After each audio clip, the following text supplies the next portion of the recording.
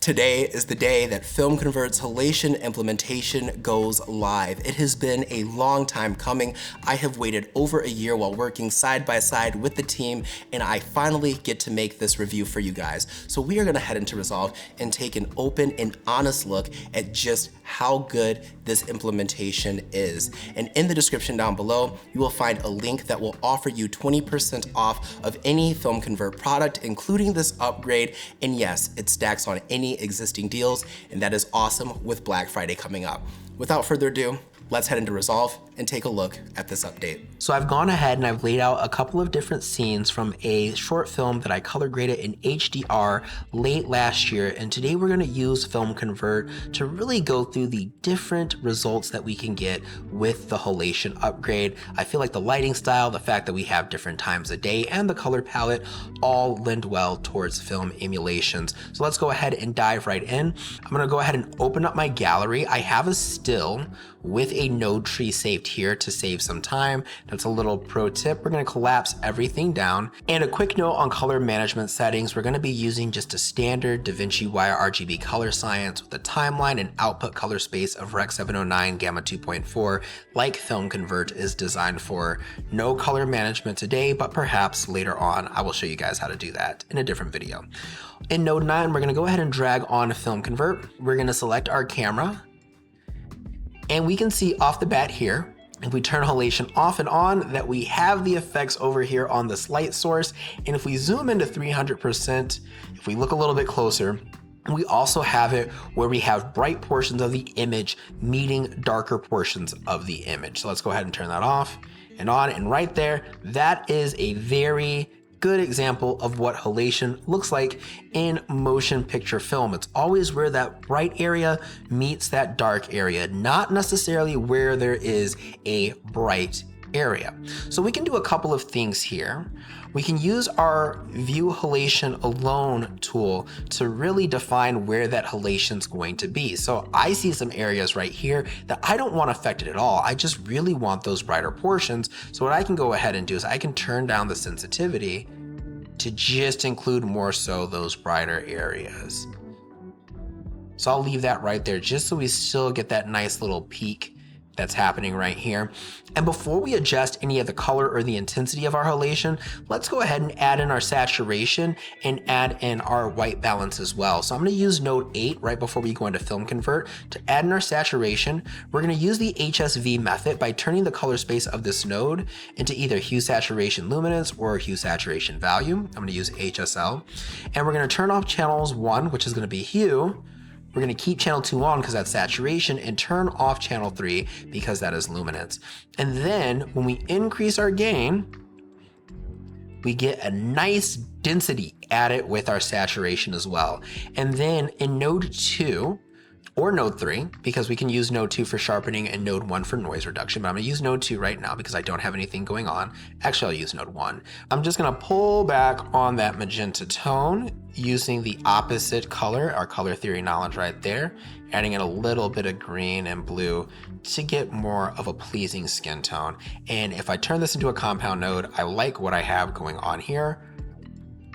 Really nice. Cool. So now we're going to continue in on halation. And I think what I want to do is I just want to increase the spread a little bit more. And another thing we can do is we use the green channel to manipulate the color of the halation. So keeping in mind, right, we're on the warm side of the color wheel, so this left side. If our halation is red and we add green into it, so we push this green channel here to the right, we're going to get more of this orange yellow that we see right here now. Now, if we do the opposite, if we take away green, we're going to get more of a magenta color to the image. And if we go in here, we can see that happening like so, like that. Adding in the green, removing the green. It's that simple to tweak the color of the halation. So I'm going to add in just a little bit of saturation here. And then I'm going to maneuver it ever so slightly, probably around right here. And I like what I have going on. You can do it less pronounced. I'm just going through some examples on what you could get. You could even leave it as is. Let's go ahead and move on to our next example. And this one's going to be a little bit different because what we have here is we have some light sources, right? but they're around bright areas of the image. So if we go ahead, we're gonna go ahead and add our node tree in right here. Actually, for the sake of time, I'm actually just gonna grab a still. I'm gonna apply it to this image right here. And I am going to keep the saturation one on that I have here, but I am going to turn this node off and reset it. And I'm gonna go ahead and use our offset wheel to dial in the color that I want. So I'm just gonna go ahead and adjust it like so, like that, ever so slightly. Now, what we have going on here, I really dig the glow of this portion right here. I personally feel like this part of the image is a little too hot. In node 6, I'm going to use a tool that's available to me.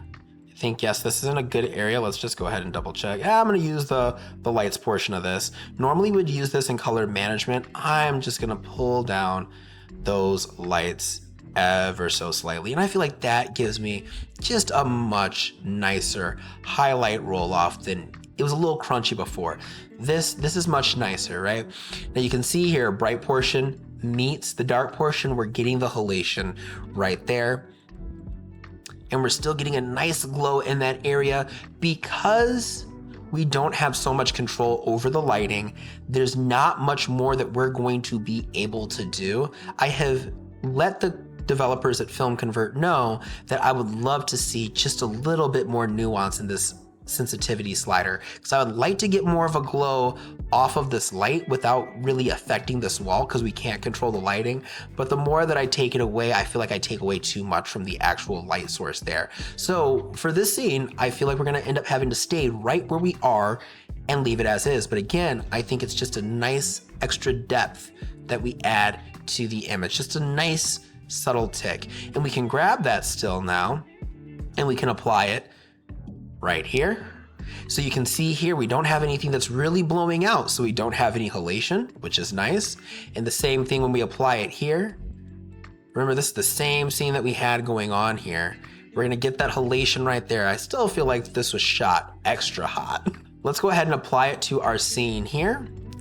And I'm going to change the white balance as I had it before, just a little bit. And I'm gonna remove the highlight that I had going on there. So I'm probably gonna do something a little bit more like this. Node 4, I'm gonna go ahead and pull down the lift a little bit more, and then I'm gonna pull down the gamma as well, just so we're focusing on the outside. And you can see here that now we get that really nice pronounced red because we have darker areas surrounding the bright portions of the image. If I increase that saturation, we're gonna get more of that classic Cinestill 800T look that we're all going for. In this scene, I would probably zoom in a little bit just to get rid of that distracting element right there that we had going on. Onto our final clip here, we have an exterior day scene. I'm gonna go ahead and apply this as well. We're gonna tweak it just a bit, so close this down. I'm gonna turn off our output blanking because we no longer need to hide that distracting element. I'm gonna reset this because I don't wanna take that away. And I'm gonna go ahead and white balance it out to a point where I like the skin tones. And so if we turn halation off and on in this case, we can see where our effects are. It's a very subtle glow just around. If we zoom in here on the trees that we have right here, let's find where it's going on, right? If I turn it off, we can see what's happening right here. It's a very subtle effect. And that's because we don't have too many peaking bright areas around darker areas. You can use your tools to refine this a little bit more if you want it to increase the sensitivity. Then you could get more of a Cinestill 800T kind of feel with it, and now you get those red areas around the trees, around his hat, etc. I may come into node 5 and boost up the midtones just a bit, not the midtones, but the middle weight using gamma, and then increase the warmth and possibly come back here and reduce some of the highlights just a bit. So it's a very subtle representation, and turning it off and on, we can see where we're at. These results are very pleasing. It adds just a nice depth throughout the entire image, very dynamic. And across all the different lighting scenarios, I think the results are pleasing. Let's go ahead and conclude. From a purist perspective, this is probably one of the best halation implementations that I have seen when it comes to emulating halation for digital cinematography. And I'm not just saying that because I've worked closely with the company for quite a few years.